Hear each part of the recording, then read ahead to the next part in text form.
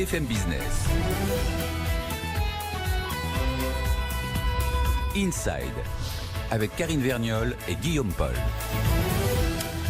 Alors si on compte bien, on est à peu près à 2 semaines de la grande mobilisation du 5 décembre contre la réforme des retraites. Et malgré les pas en avant, les mains tendues, si j'ose dire, de l'exécutif, et bien à 15 jours de l'événement, le ton continue de monter du côté des syndicats. Bah oui, parce que ce matin, il se trouve que Jean-Paul Delevoye avait invité les syndicats, les principaux syndicats de la SNCF à venir parler des retraites dans l'espoir un petit peu illusoire, faut bien le dire, de leur faire changer d'avis sur leur attitude au 5 décembre. Non seulement la CGT et l'UNSA n'y sont pas allés, mais gros coup dur pour le gouvernement, la CFDT cheminot y est allé et est ressorti en décidant de se joindre au mouvement le 5 décembre en déposant un préavis de grève. On va en parler avec vous, Bernard Vivier. Bonsoir.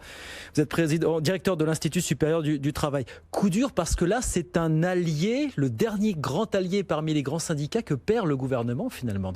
Tempérons, votre observation est juste. Ce sont les cheminots. Ce sont les cheminots, voilà. Oui, mais la CFDT a tenu des propos pas très amènes non plus. Et les cheminots CFDT ont toujours été un peu particuliers.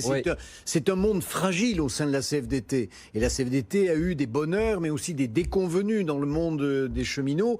La SNCF est essentiellement marquée par la CGT, par Sud, mais aussi l'UNSA, très présente, et la CFDT. Ce sont les quatre grandes organisations syndicales.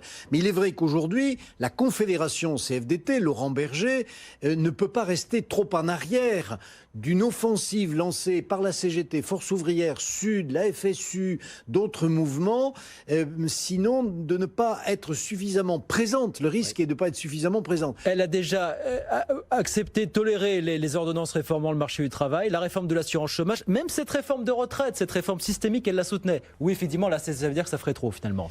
Oui, la CFDT est dans une logique d'un syndicalisme de réforme, pas de rupture radicale et de non systématique. Elle n'est pas la seule.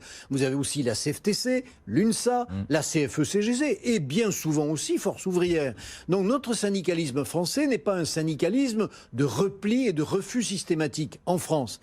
Mais nous avons encore une difficulté, notamment par rapport aux autres pays européens, à considérer que face à une difficulté, la négociation, c'est plus efficace que la grève. Ça devait être ça l'acte 2 du quinquennat. Plus de négociations, Bernard Vivier. Ça marche pas pour l'instant. Alors, attention. Que dit-on par négociation? Que veut-on dire? Si c'est une négociation État-partenaires sociaux, ce n'est pas une négociation. L'État ne négocie pas avec le patronat et avec les syndicats. L'État, la puissance publique, fait des lois, fait des décrets, administre, légifère, mais ne négocie pas. La vraie négociation, partout en Europe, c'est patronat, syndicat. Mais là, il est vrai que depuis mai 2017, et parfois aussi bien avant, remontons dans le temps les précédents présidents de la République, la négociation entre patronat et syndicat était étouffée par des actes de réforme venus d'en haut, et l'on sait bien ce que cela coûte aujourd'hui à l'actuel président de la République. Et ce qui est incroyable quand même aujourd'hui, Bernard Vivier, c'est que Laurent Berger dit même nous on n'y comprend plus rien, vous nous recevez régulièrement, mais où vous souhaitez aller exactement? C'est ça aujourd'hui qu'il dit au gouvernement, soyez clair, qu'est-ce que vous voulez exactement? Oui. N'oublions pas que c'est en septembre 2017, il y a 2 ans, que Jean-Paul Delevoye a été nommé au commissaire aux réformes. Et que maintenant le temps est venu de savoir pourquoi cette réforme, quand cette réforme et combien. C'est important. Chacun a besoin de savoir, un peu comme dans le domaine de la formation professionnelle, peut-être sur une appli, sur un dispositif. Bon, quand je partirai en retraite, combien je toucherai.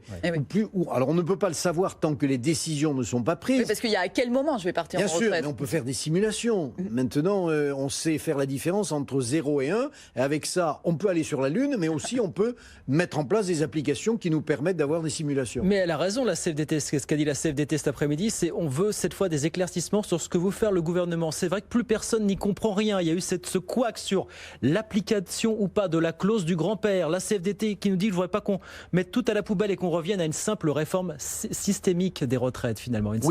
Paramétrique, pardon, une réforme paramétrique. Oui, une réforme paramétrique. Voilà, en jouant sur les grands curseurs traditionnels, finalement. Ou bien on a comme objectif premier l'équilibre des comptes, ou bien on a pour objectif premier d'unifier les systèmes, de faire converger les systèmes. Le premier objectif, il est très impératif. Oui. On ne peut pas trop dépenser.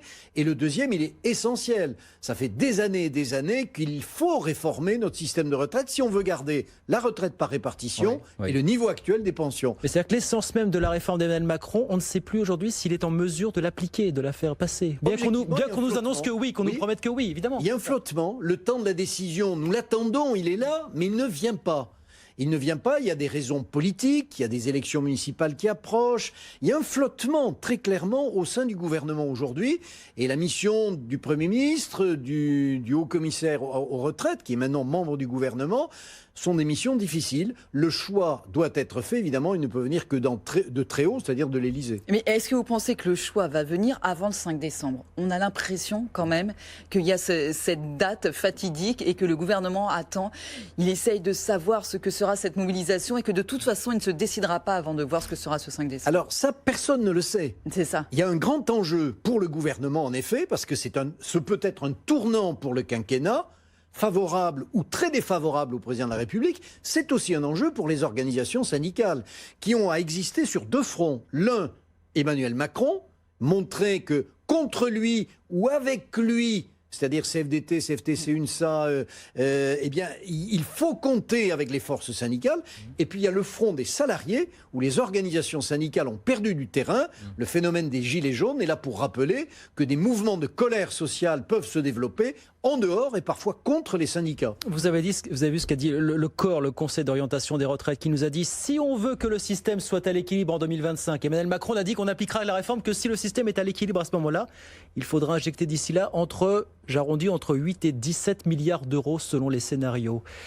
Comment aller chercher ces milliards sans toucher aux trois fameux curseurs dont on a parlé ? Cotisation, âge légal et autres. Premièrement, c'est là le dilemme. Fait-on une réforme sur l'axe finance d'abord ou sur l'axe unification des régimes d'abord ? Les deux sont difficilement conciliables. Maintenant, s'il faut trouver entre 8 et 17 milliards, la réponse est possible, elle n'est pas très glorieuse. On laisse filer encore la dette publique et on montre encore que notre déficit public s'accroît et tant pis pour l'Europe. Quand je dis tant pis pour l'Europe, ce n'est pas, vous le sentez bien dans ma bouche, un souhait, évidemment. C'est même dramatique. Conseil d'orientation des retraites, lui, n'y va pas par quatre chemins et dit la seule solution d'aller chercher ces milliards, c'est de relever l'âge légal de départ à la retraite. C'est impensable pour Emmanuel Macron dans le contexte actuel. Non, ce n'est pas forcément impensable parce que si l'on veut garder le niveau actuel des pensions, si l'on ne veut pas augmenter le niveau des cotisations, c'est-à-dire la pression sur les salariés, sur les entreprises, il n'y a qu'une façon, c'est de relever l'âge de départ à la retraite. N'oublions pas que nous sommes le seul pays d'Europe à être aussi bas. Mais est-ce que ça serait audible ? Est-ce que ça 67 ans et ils pensent monter à 70 ans. Mais est-ce que ça serait audible ce discours ? Non, ça ne l'est pas aujourd'hui. C'est vrai, politiquement, ça passe pas.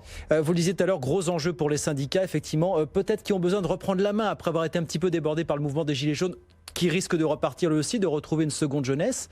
Jusqu'où peut aller cette fois la mobilisation des syndicats s'ils véritablement ils veulent reprendre la main sur ce mouvement ? Garder la main en tout cas. La surenchère est pour une organisation syndicale toujours une façon de se montrer forte. Mais ce n'est pas forcément la façon la plus structurée, la plus constructive possible. Montrer les gros bras, je dirais, c'est un peu facile. Ça a montré ses limites. Les gars et les filles, on y va, on descend dans la rue. Bon, très bien. Et le lendemain, qu'est-ce qu'on fait ? On reconduit le mouvement de grève, on reconduit les manifestations, on gêne les usagers, on bloque l'économie du pays, on la ralentit. C'est évidemment une lecture très française, rappelons-le, qui est une lecture finalement où la grève, la révolte, la manifestation, la barricade sont magnifiées au lieu de valoriser la négociation, la concertation, le respect de l'autre, le respect des partenaires sociaux venus de l'État et aussi le respect de la puissance politique qui, légitimement, doit avoir le dernier mot. D'autant que les Gilets jaunes ont montré plus de capacité à mobiliser l'an dernier à travers les réseaux sociaux, finalement, que les syndicats. Oui, l'outil réseaux sociaux est bien dans les mains des Gilets jaunes, ne l'est pas encore vraiment dans la main des organisations syndicales, qui ont bien vu l'outil, mais qui ne savent pas encore s'en servir. Bien, il en reste 15 jours, en tout cas, il en dit ce matin, nous n'allons pas chez Monsieur Delevoye, nous préférons préparer ce mouvement, car nous avons l'impression que rien ne pourra évoluer d'ici là. On verra bien ce qu'il en sera à travers ces négociations. Il y aura d'autres rencontres la semaine prochaine entre le gouvernement et les partenaires sociaux. Et puis cette manifestation du 5 décembre, c'est pour dans 15 jours, a priori. Merci. Merci beaucoup Bernard Vivier. Merci infiniment d'être venu nous voir ce soir, directeur de l'Institut supérieur du travail. Merci d'avoir été avec nous sur BFM Business. Allez, on fait un petit rappel de l'actualité dans Inside. Restez avec nous. Ensuite, nous parlerons de la cotation de la journée, bien sûr, celle de la FDJ. La FDJ est là pour une fois. Eh bien, c'est l'occasion de se réjouir. Pour le gouvernement, il n'a pas beaucoup d'occasions de se réjouir en ce moment. Donc, on va prendre celle-ci. Allez, à tout de suite. BFM Business, Inside, au cœur de l'écho.